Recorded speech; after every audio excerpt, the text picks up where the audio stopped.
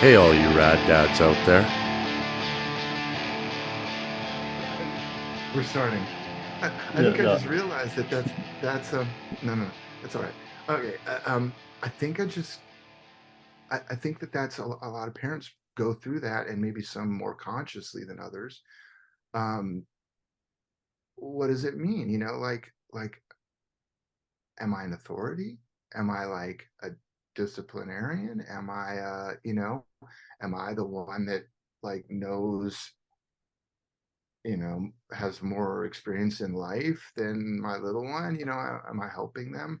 Am I, teaching them manners and all that stuff? It's kind of like, it's a bit of a mind fuck, isn't it? Because you kind of go like, well, I don't want to do I don't want to fuck this up. I want to do like, I mean, if uh, probably most of us, we want to be the cool teacher. We want to be the rad dad, Yeah. right? But you kind of can't just let the kids do whatever they want. Uh, you don't want them to go running in the street, for instance, or something like that. So there's certain things um, that we gotta like take care of or help them out with to understand the world, but without giving them, maybe without imparting our own biases or preconceived notions of how the world's supposed to be. Like, is the world a scary place or is it a helpful place? Like, maybe maybe we want them to sort of figure that out for themselves, or maybe the personality just kind of like guides them through that, and we're just kind of there at best to, I don't know, pick them up after they fall or something and be like, That, yeah, that hurt, huh? yeah, that's the hard part though, letting your kids fall, Yeah, right? Because yeah. we want to protect them. I didn't have the best relationship with my father. He wasn't really around, and my mom, had three kids and was a single mom, and struggled in that sense. So I didn't have I didn't feel like my dad was around, and so I think that influenced how I parent my son, or I'm almost like hypersensitive to that, I guess, and kind of feel guilty if I'm not there enough, or Mm. Oh yeah, you I know know, that. Yeah, so it's like hard totally. to, it's that hard balance, right? I totally get it. Like you want them So to true.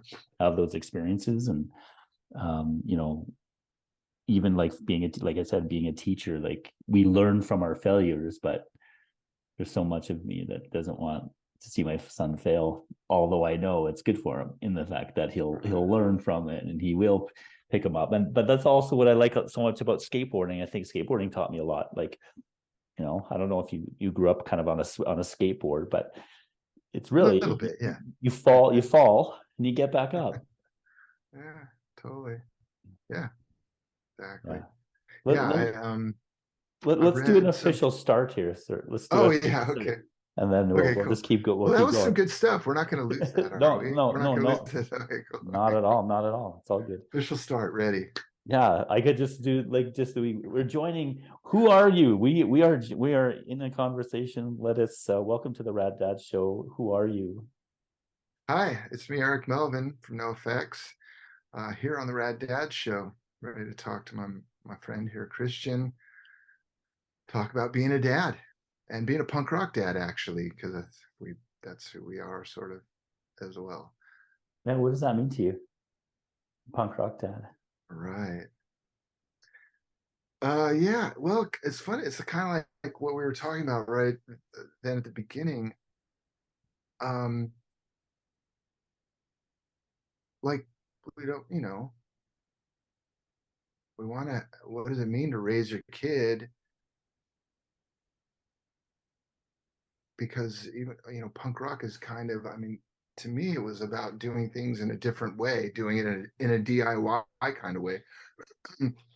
not so much make, following rules that are rules just for the sake of rules. You kind of want to know why this rule exists, like, no running into the street, for instance. We don't run into the street.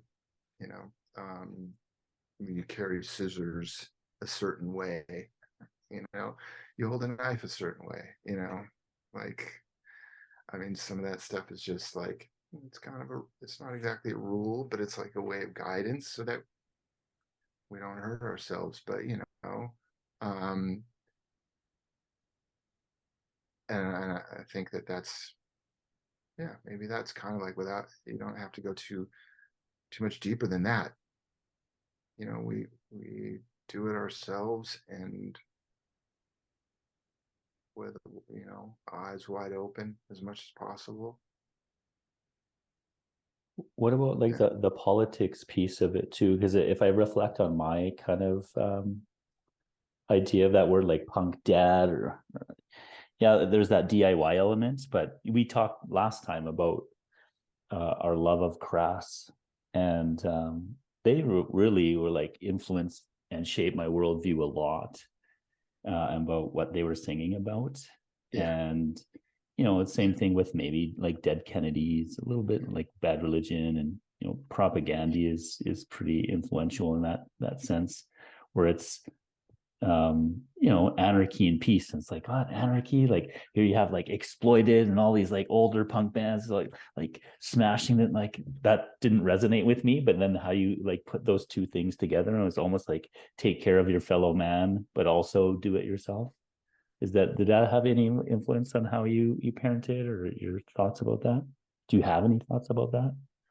Well, oh, yeah, for sure. I mean, I grew up like this, all that, like Circle Jerks had tons of like there was political songs, political ideas in their songs. I loved them. They were my first punk band that I really heard was the Group Sex album.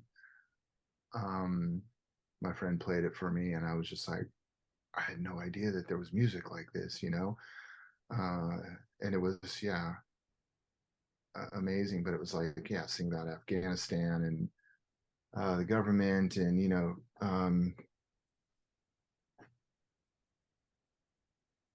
I think that took on a different meaning for me later on. Um, but what was it that sort of,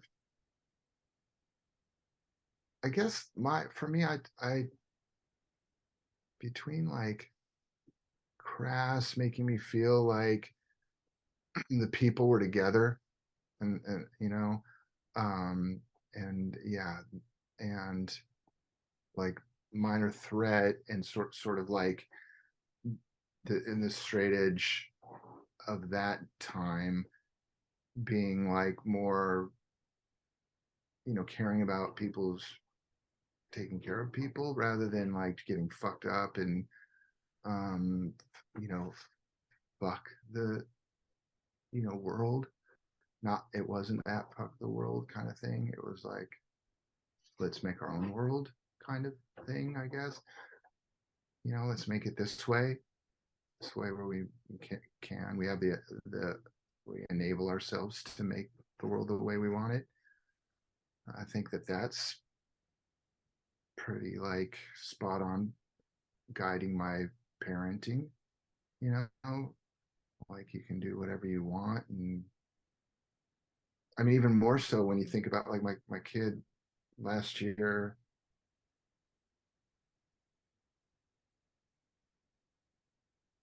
Well, he was saying he wanted to, be a video game designer, and I was thinking like, fuck yeah, you could be like a fucking millionaire, dude. Like, I'm not gonna say like, no, you should get some other kind of job that makes more sense, because like that's maybe what somebody might have said years ago. But um I think that just like enabling kind of thing, I do that with my girls, with my twins. I just try to, be there, and just, if she stands up, Ivy stands up on the dining room table chair, not the table, although she does stand up on the table sometimes. And I just say, that's dangerous, that's a long way to fall. And like, come on, please step down. I'm not going to go and take her down, get down from there. That's dangerous. Like put my hand, that's dangerous. That's a long way to fall. And then I wait and see, is she going to come down? Come on, Ivy, come down, and at least I'm holding her hand if she goes and takes a header, Yeah. I'm Stage close now. stage dive on dad. Right. And I mean, stuff like that's usually just getting attention anyway, there's not really anything that interesting in standing on the dining room chair or whatever. But yeah, it's just making me think about the rad dad thing. It's just like kind of that being there, that being present kind of thing, being involved in what they're doing, as much as possible. I got to have my own life too, but like I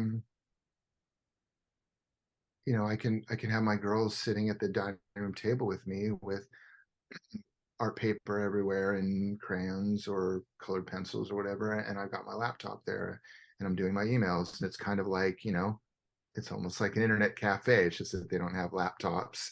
They've got their the coloring paper out. Phaedra just started doing this thing a couple months ago. I don't know exactly where she got it from, if she learned it from her bigger brother or he got it from her, or she saw it in one of her YouTube videos. But she folds the paper over and then draws like a face, and then the mouth is right on the fold, so when it opens, now the mouth is open really big. And she Yeah. draws those all the My time. my son did that for months a couple of years ago. It's so like clever, and she just loves like that she can do that. The paper has become three-dimensional. It's so Yeah, cool, and I yeah, that's so like cool. wow, There was a YouTube channel my son really got into. It was just like a dude and his son teaching kids how to draw and do art. And it was just like these short kind of mini lessons, and it was just yeah. like I think I remember one was similar where it was like a ice cream cone, and you like lift it up and it was just this really long ice cream cone. It was the same sort of thing. That's And awesome. Like just every kid's dream, the expanding ice cream cone. Like, look, it's now twice as big. I think he did that over COVID, and so again, me being a teacher, I was at home doing like my school, like teaching online, and my son was online and like at my kitchen table, and so we were kind of like both there doing our thing, and when his school was over or he was had to take a break, I kind of had more of a structure, I think, than his teacher did, and so I kind of put him on the schedule. It's like, okay, if I'm teaching, like I want you to do some art. And so he would like pull up that YouTube video and do a bunch of art. And I thought it was had a Yeah, different lens because I was like having him do art, but then also seeing like how cool is, you know, YouTube that it could teach you almost anything. I was just like interested yeah, in that it was like yeah, affecting my son, and he was like, hey, he was looking things up and he was getting taught by a dad and his kid. I just thought it was yeah, just brilliant, and yeah. I know. I have a totally. I've my view of YouTube and the internet is like, yeah, slowly morphed over time for that same reason. My girls watch like a kids YouTube or whatever it is. I forget what it's called, but it's like a YouTube that's mostly just, I guess, under 8 or something like that. And there's tons of those drawings and paintings and people making elaborate cakes, and you get to watch them lay the chocolate out and the icing on and then curl it and do all this stuff, and they watch that. And I'm like, wow, sometimes my boys, I mean, they go after the YouTube because they play some video games, so they want to figure out how to beat a level, so they watch that, they look for that video and they watch how it's done. But my girls are, they're not about that well yet. And it's a lot of this art and some of this amazing like gel pens, and it's really kind of meditative to watch it because the people who are doing it are really good at it, so they're coloring the lines right, all filled and nice, and it's like, It's so chill to me, you know. There we I go. guess. Maybe you that's what's in in your retirement years you could do a YouTube channel, Right. meditate. Yeah. I have Um, an idea for a music kind of book, but you know, I'm still working on it. But it'll be like for parents and kids and stuff. Because for me, playing music, uh, you know, I talk about this a lot with people. They're like, "Oh, I'm not musical," or they tell me stuff like that. I never could play guitar. I'm not a musician. I'm not an artist or whatever. And I'm like, aren't you? You know, isn't everybody? I mean, I grew up because I grew up. My mom played guitar, but she didn't play it, you know, that well. But she always just played, and she had songs she was learning and practicing. And I got to watch her, you know, like miss a note here and there sometimes, and then stop sometimes and go back and get it right the next time. And it just felt so much more accessible. I'm like, okay, and that in a way, you know, led to you know, a bit of my philosophy of life, which is something we already talked about. Just like, you know, you learn by making mistakes, and mistakes are okay. And you know, just don't be afraid. You know, try not to be afraid to make them, or be afraid, but don't let that stop you. I guess everyone's afraid. It's cool to yeah. be afraid. It's fine to be afraid. Just Do don't you, let it stop you. do you have those like blunt, explicit talks with your kids that way, or is it more just a modeling, or you just they kind of see you what you do and you're this creative person and you're busy and you have Yeah, all of that's these good. things on the go. Or That's a good question. You know, I a little bit, like because I didn't really feel like I got that from my parents. Not quite. Like maybe it was because I was the firstborn, maybe, and they were still figuring it out. There was just the two of us, my sister and I, you know. So after I was born, a couple years later, my sister was born. You know, my dad was there. You know, he was involved with my scouts and stuff that I did as a kid, but he worked a lot. But you know, on the weekends, sometimes, you know, and I'd go out and sit with him sometimes. My mom would tell me, you know, your dad's doing the brakes on the car. Go out and help him. You know, and I'm like, go out, Dad. Mom says I need to help you. I'm like, all right, hand me the wrench or whatever, you know. But you know, I'd sit there and chat with him and listen and watch, and he'd tell me what he's doing. And some of it I didn't understand, but after a few years or whatever, a few times, you know, I know what the I don't know, the brake drum was and the brake pads were and stuff like that. And I'm starting to see it. But there wasn't much of that. I don't know, like getting involved with like my life and in a way and how life works kind of thing. Like, you know, ways of like, I mean, I felt like I just had to figure a lot of stuff out.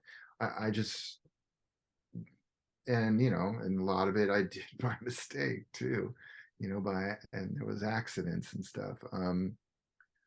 But like, I didn't really feel like there was much of that from my dad. But my dad is that kind of, he was always that kind of quiet, more like very smart thinking, very sensitive as well, man, you know. And I noticed he even became more communicative, like he said things that he might have left unsaid before. After my mom passed away, it seemed like she just wasn't, you know, she wasn't around to like connect the family anymore. You know, call me and tell me, call your father. You know, and stuff like that. That's what my mom did all the time. But you know, you know, he learned, he changed too in his whatever that was, late 60s, early 70s or something. You know, but yeah, but back to me and my kids, I do try and get a little more like into the, well, my older son Eli, you know, some talks about it. um I'm interested in what that's going to be like with my girls, because they already seem super independent, like more independent than my boys are. It's really, yeah, it's amazing. I don't know. It's just like they already know what they're doing, you know. It's just whether or not they even want to tell me, or I just have to watch and wait and see, you know. Um, and yeah, so I don't know. I don't know if there'll be like talks with them, but I hope so, sort of, you know. Like, is it because they're girls and you think it's different, or is just their nature and they're just a bit more, like you said, more independent and they might not need those talks or Well, yeah, no, I wonder if I'm gonna like almost learn more from them, you know, like what, you know, whatever is going on, like, you know, be like, how are your friends at school or something like that, you know. I mean, they're still in kindergarten, but you know, how are your friends at school, or how's it going, you know, like, you know, and if there's some kind of drama, you know, somebody said something this to me or whatever, and now I can't be their friend or whatever. You know, I just can't wait for that because I imagine that they're going to have more I don't know, information on how people are than I do. I'll be like, well, I mean, I think when it comes down to that kind of stuff, I do talk with like Eli, my oldest, in a way. I'm more like, well, you know, for me, in my experience with this kind of thing, you know, I did this or whatever, you know, something like that, rather than say like, well, you know, if he says this, it means this. You know, I'm not going to sort of, that's more like there's only one answer. I'm not really that there's only one answer kind of person. I don't know. I'm getting a little, what's the word, nebulous about this right now. It's kind of oh, all over. makes sense. Let's bring it back then. Do you consider yourself a rad dad? Yeah, I do. I do. I hope to be. I hope so. I know there's some freaking way radder dads out there. I mean, I've got friends who like take their kids to the skate park because they're good at skateboarding. You know, I'm not that good at skateboarding, but you know, yeah, we do a lot of art. I think that's rad, dad. I jump on the trampoline with my 5-year-old girls and my 12 and 9-year-old boys. You know, I play music with them. You know, I've just been figuring out like um the theme to, what is it, Baby Shark? Baby Shark, do do Yeah. do do do do. Yeah. You know, I play that for my daughter Phaedra, and Oh, then I that's good. stop. You know, I stop because it's Baby Shark, do, do, do, do, Baby Shark, and then I play it and sing it, and then I stop, and then she goes, Mommy Shark, and then Mommy Shark, do, do, do, and I play that part, and then I wait, and I look at her, and she goes, Daddy Shark, and I go, do, do, do, do. You know, um, I've been trying to figure out. It's really hard because the chords are like crazy sevenths and that I'm not that familiar with. Um, uh, what is it? It's Daniel Tiger. Oh gosh, I like you just the way you are. I think is what it's called. Oh, sure. Maybe Oh, I sure. like you just the way. That's it. Okay. Sounds like another song. I don't mean it to sound like another song, but gosh, it's because anyway, Ivy loves Daniel Tiger's songs, and she loves that song particularly. But it's really like hard chords. Like that guy, Jim Neighbors, is like Mr. Rogers' Neighborhood. Okay. So he like after he had his show, there's this Daniel Tiger that sort of Daniel Tiger's Neighborhood is like Mr. Rogers' Neighborhood. So it's like a character, a cartoon character that's living on after him and sort of doing the same things he did, but you know, it's a kid. Daniel Tiger is a kid who's experiencing the world, and the kids experience the world through Daniel Tiger's stories. But it's a lot of songs, and he wrote a lot of these songs himself. Jim Neighbors, is that right? I think that's right. But he like it's really. I don't think it wasn't meant for guitar. I don't think it was meant for piano. So it's like, yeah, the chord structures are way different. But I'm trying. I'm trying, and I sit there and kind of struggle through it, and I hope someday my, and sorry, uh, I mean, the girls, they'll pick up like a recorder and just start blowing whistles or banging a drum sometimes. And I'm not sure if we're supposed to be playing together, if I'm supposed to follow them, just like, but whatever, that's, Are, but I think that's a rad dad right there. are they kind of That's a rad. cognizant of like what you do? Like, are they, or The like, what about your girls, boys? How do your boys interact too? Like, yeah, they obviously on social media maybe or in the internet, and they know that. yeah. Well, let's see. I mean, my boys know because they go to, regular public school, and the last school they were at, like my son Eli, a couple times he said, "Dad, everyone knows who you are. Everyone here knows who you are." And I'm like, okay, and he's seen like the janitor come up to me and go, "Hey man, I just want you to know I'm a really big fan." And I'm because this is who I am anyway, I'm just like nice and speak to, I try not to blow people off, although sometimes we're in a hurry. I'm like, "Hey dude, we gotta go, you know, ice time starts in like 30 minutes and it's like a 40-minute drive. So, hey, nice to meet you, gotta go, but mostly I like to talk to people a little bit at least, and I think that's good also for the kids to see, just, I don't know, adults talking to each other, although I guess a lot of times it is fans. Um, and that's the boys and what they see around school, or like the pizza place that we go to sometimes. The guy that works there always wants to talk about music with me, and I'm like, just can we get our pizza, please? You didn't even put it in yet. Could you just put it in and we'll finish talking? Put it in the oven first. Um, but my girls have actually been to more shows than my boys. Oh wow. Okay. Yeah. Although they sometimes, actually, this last year, I think it started to feel a little overwhelming, all the people and the noise, even though they've got their headphones on. So it was really cool. The first show of, well, last year, which was our first show, was like in March, actually, in Arizona. It was out in a field, and the promoter, who's a friend of mine for now for a few years, he was like, "Let me park my car right behind the stage," and my girls just sat in the car that they know so well, and they were able to kind of see and experience it. And Ivy wanted to get out of the car, but she got to the stairs leading up, and that was like enough. She went back to the car with mom, with my wife. So, they've been to more shows, the girls, and they know, all the trailers, because usually there are these outdoor shows now that we've been doing. So there's all the trailers, and they can have the snacks and drink the waters, and and Do everyone's always like interested in these twin girls, kind of running around with their headphones on. Yeah, it's pretty cool.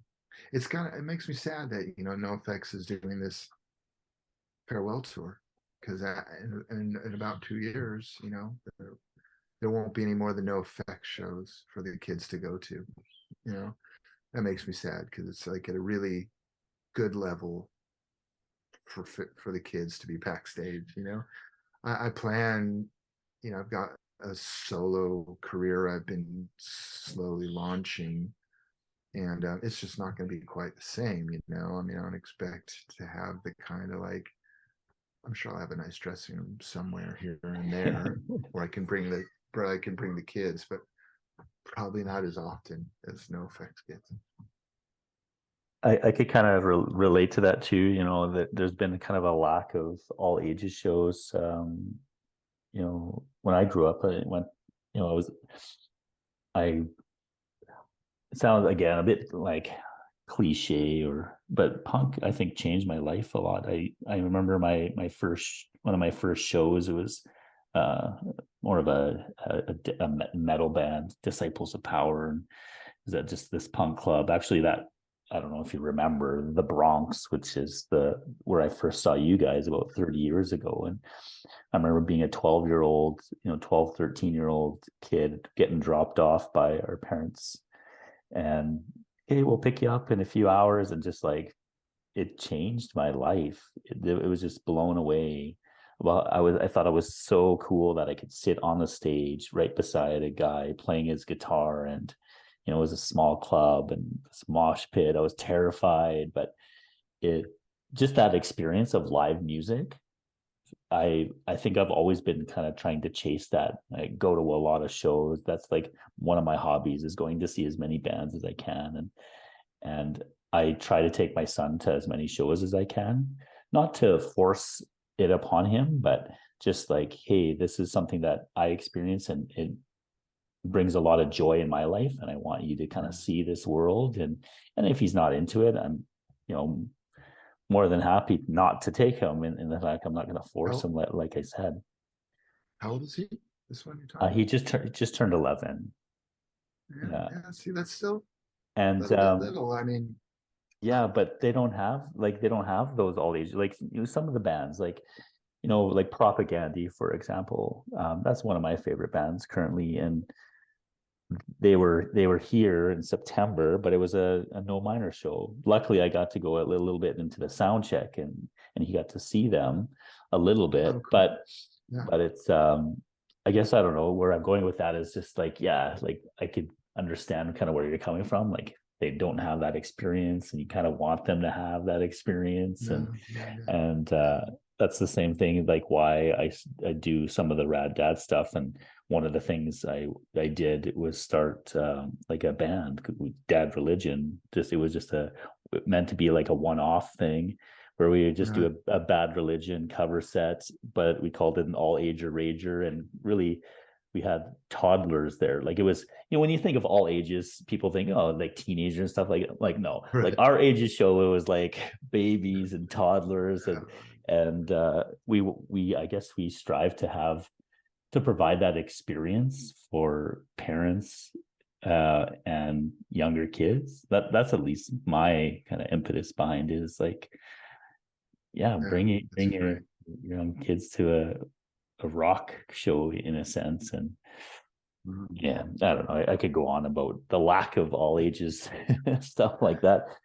Did you have any fears about becoming a dad? Oh yeah, totally. Except that I for some reason, just, I don't know, just felt like it was what I was going to do. I was going to be a dad at some point. Didn't really think too much about it and then once it happened, Eli being my firstborn, there's a bit of like fear of.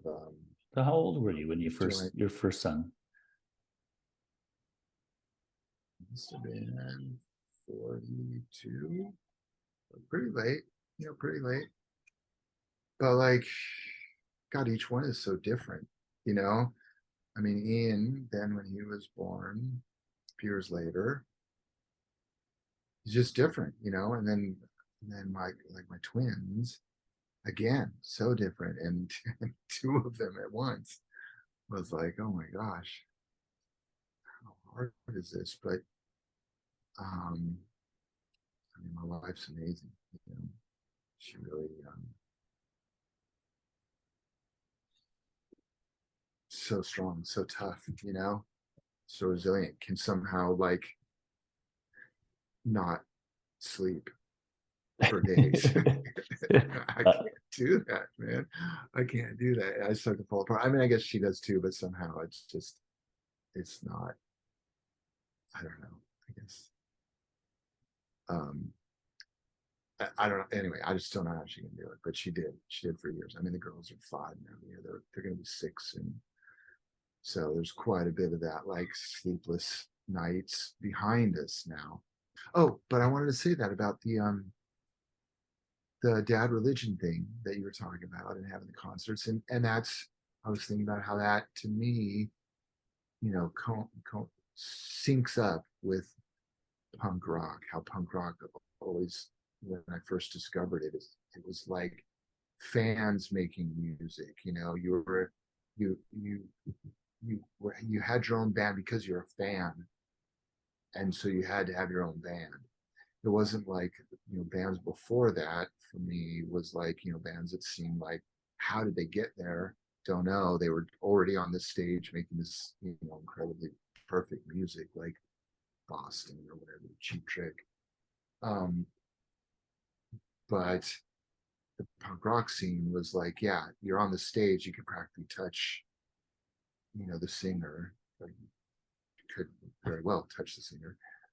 Um, and I like that for like the kids to see that it's like, if you love music, you should try and make your own music as well in some form and perform as well. That's part of loving music. Is loving live music. It goes together, and so you can do this too, which is great. I think for kids, you can do this too. That's like that's great for everything. Yeah, it's like Engineering, you yeah, can do this too. it's Rocket science, you can do this too.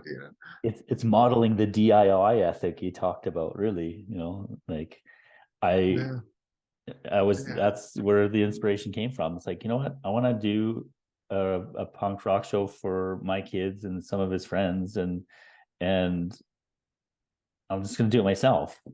So I got wow, my love buddies it. together who are all musicians, like, hey guys, you want to do this? Come together, like, put together a short set of Bad Religion songs and put a show on. And then and a lot of the Rad Dads stuff or events that we do also have like a charitable aspect to them. And so, the last thing that we did was in April, we did another show, and for Christmas, no, it was not April, it was Christmas time. And so we had my friend dress up as Santa so we could take pictures with the kids.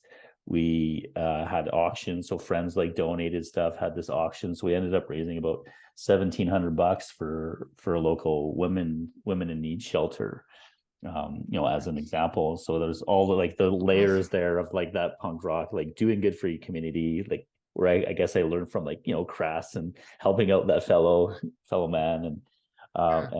and women, and then having a good time kind of thing. So totally get it.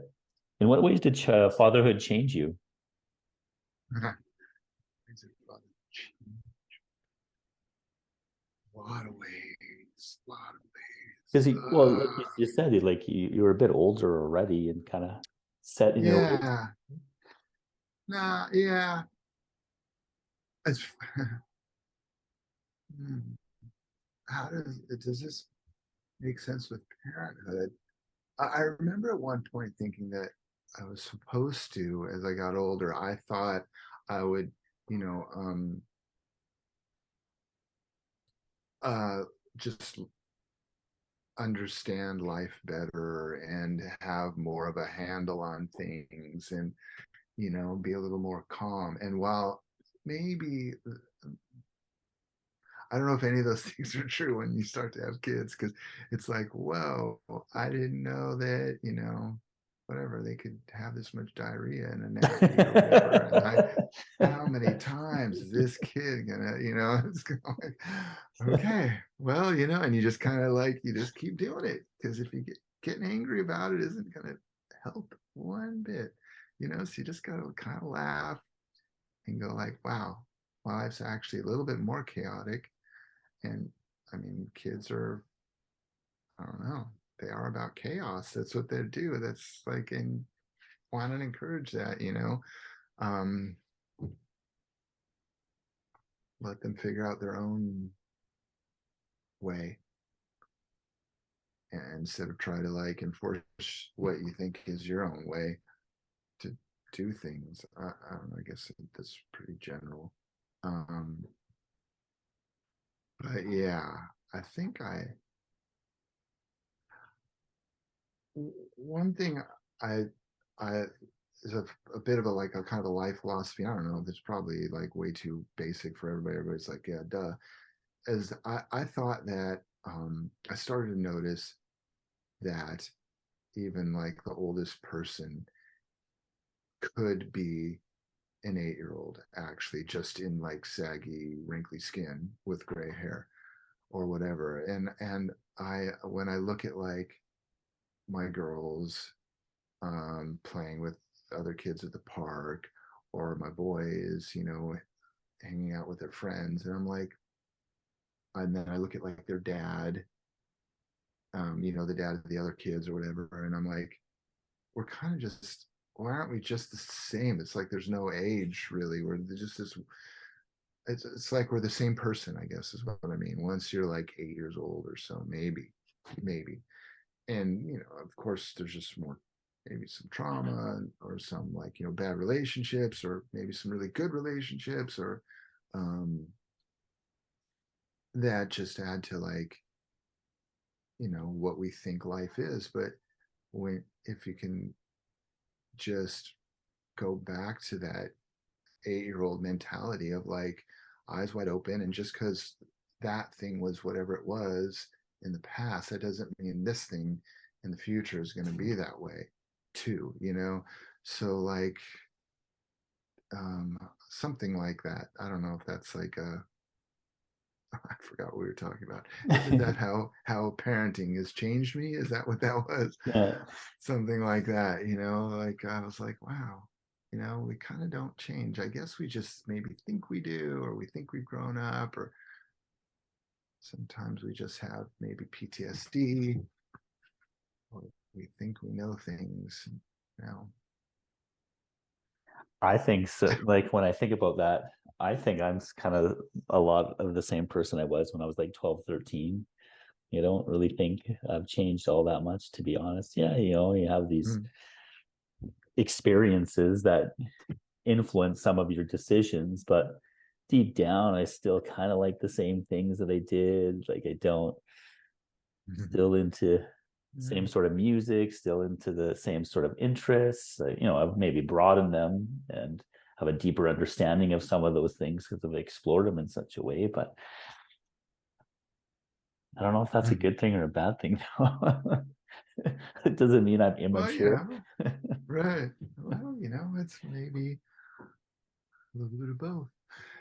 I guess it's whatever you make it. If you make it like a good thing about it, that it's a good thing that you're like that, then bring out the best parts of that being of the best parts of being like a 12-year-old again, I guess, as opposed to just being an adult child, which sounds bad because it can be bad for a lot of reasons. That means no responsibility, no accountability. Like, we do have to have some accountability now. We have to pay bills and stuff like that. Yeah, boo. What are the Agreed. Here's the last parenting question, and I'll ask you a few more just about what you've been up to and stuff. But what's the most rewarding aspects of being a dad?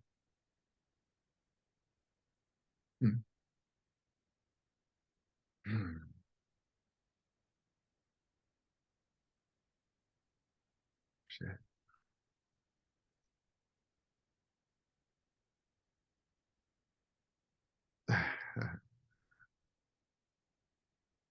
And I don't know. There's so much. I mean, to hear any of my kids say my name, say dad, hey dad, or like, oh dad, like that one, oh dad, like when I tell a bad dad joke, or my girls, daddy, you know, um, or like the way they hug me, the hug when I pick them up. I still pick up my 12-year-old too, pick up my 9-year-old, pick up my 5-year-old. I think my 5-year-olds are heavier than my 9-year-olds, by the way. 9-year-old, they're like so strong. I think it's just kind of that kind of stuff. To me, maybe the physical, the touch, sitting on my lap, snuggle, lay their head on my chest or shoulder or whatever. And the dad, the being called dad. I don't know, just is amazing. Just feels so great. I love that. That's I think about that, every morning when my, I mentioned last time, like we have a week on, week off kind of thing. So when he's here, my son's here, it's like, yeah, wake him up in the morning And the very first thing that we do is like I hug him and just ask him how his sleep was, and yeah. Always. So you saying that, it's like, I kind of take it kind of for granted, or just kind of part of our. I haven't really analyzed it, I guess, is what I'm trying to say. Now I'm like in my Right. brain analyzing Yeah, that. yeah. Like, I know yeah, it's a hard question. It's a yeah. hard question, but it's a great question, It's a really great question because it makes you think, Makes you think, what is it? There is. There's so much. But yeah, thanks for asking me that actually. Because it like I almost came to tears just then. Just like thinking about how grateful I am just to be called dad, you know? It's very, It's very awesome. cool. It's great. Yeah. Hey, let me tell you a little bit. Let me plug my solo music Let's do it. before we Yeah. go. All right. Do it. All Yeah. right. So I've been working on some solo music for a while. And I released just recently a cover of a NoFX song as sort of like my introduction to my solo career. I've got a couple of covers, but I've got some originals that are going to be out maybe by the end of the year. And right now it's just me. I don't have a band. I don't have anybody else. So I'm not sure exactly how I'm going to play it live. But it's me singing, playing guitar with some synthesizers, some like good bass. It sounds, it's got like an electronic aspect to it, a little bit like Killing Joke, a little faster, maybe closer to Ministry. Yeah. That's when I first heard it, I But was that's Ministry interesting. was like, well, the new song American Eras has that kind of guitar, like that Ministry, chicka, chicka, chicka, chicka, almost metal, but it's not all like that. It's quite a bit of it's like more riffy. It's got some guitar riffs going on. But the first thing I thought I would do was I'd been playing around with some NoFX riffs because I'm always practicing on my computer, and I'm like, oh wow, this is like right about, this is like a drum and bass like um, BPM, like bottles to the ground. Sounds rad with like a drum and bass beat. And when Mike heard it, he was like, "Fuck, you got any more of these?" And I'm like, oh, "I got a bunch." He's like, "Dude, I'm starting a new label. Let's put this on the label. I'll produce it." And I'm like, "Well, he wanted to produce it, but I'm like, I kind of want to do it myself." But we did it at a studio, and with his engineer at the time was this guy named Baz, this French kid who's complete musical genius, incredible talent. And so we just did it. We kind of did it during COVID, these covers. And then, Mike was trying to get the label started. And so it was going to be released. But then the label got delayed. But then anyway, it finally came out. So it finally came out. And I'm really excited about it. And I've got a booking agent that's not the NoFX booking agent, it's my own booking agent. We're talking about doing some shows coming up, probably not until April or May, but that's right when NoFX is starting again too. So I might do some shows around then. We'll see. I might have somebody else playing with me, a drummer. I'm not sure. I could do it myself, but just with like backing tracks. I don't know if that's going to be weird or not. But people do that now. Crazy. It's like I Yeah. could do that too, I guess. I mean, it's so I'm really stoked on this. I've been wanting to do it for a long time, and I just sort of didn't feel the need to really move forward with it. And finally, I was like, "Fuck it, it's time." And then, so that's what's going to happen in the next year or two, is I'll be playing some of these Eric Melvin solo shows. Some of them will be called the Melvinator. That's what I call it, kind of the NoFX covers. We'll see. We'll see if I stick with the name or not. I don't have to. Although I was DJing before as the Melvinator too. I was doing these DJ things.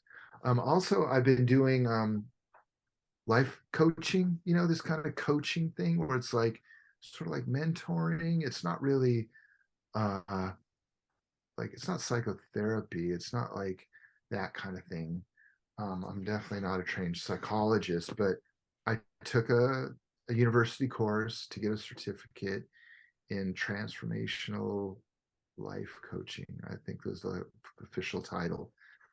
And I've been getting bookings. I have a link where people can go and like book time. And, I talk to people who want to, pick up a new hobby or start a second job, or I get people who just, trying to write music, and they want to talk about, what I listen to. Well, I haven't actually done it where I've listened to music yet and like given advice on the song, but I've talked to some people about like writing lyrics, jamming, playing music and writing music to create a song. But I've talked to more people who just are trying to get back to, let's say they've got a great career now, but they missed, the days when they were in university doing photography. And so we just talk about that. Well, what does that mean to you to do photography now? Are you going to do it to like sell it? Are you going to do it to, why can't you just pick up a camera and like take a picture of something? What does it mean compared to what you're thinking of, And so just talking about it, and they come up with like, oh yeah, I could just do it like this. Well, I guess I don't need a, as much equipment as I thought I did. I could just start with this and like, and start to just build some momentum with making some changes. Because that kind of stuff's hard to do on your own, I mean, sure, people do it, but sometimes people just get stuck because they've got maybe confidence issues, or they build up expectations. It's human nature. I think we don't want to. It's like that fear of failure, right?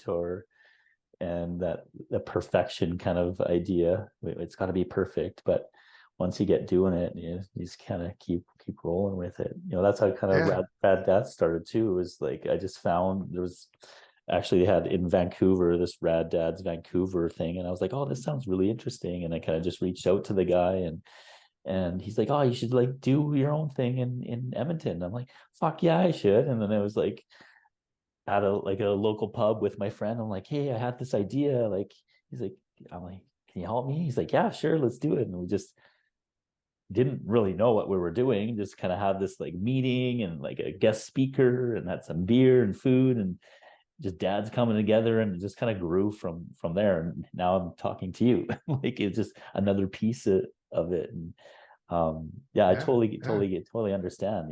That's cool that you do that. I appreciate that. I love it. It's really rewarding. It's great conversations. I've really met some great people, and a lot of them, they just keep coming back for more, and some people have moved on because they don't need to talk to me anymore. But yeah, it's great. I really, really love it. Nice. Last question. Any words of wisdom to any rad dads out there? Oh yeah, this one. That's a tough one.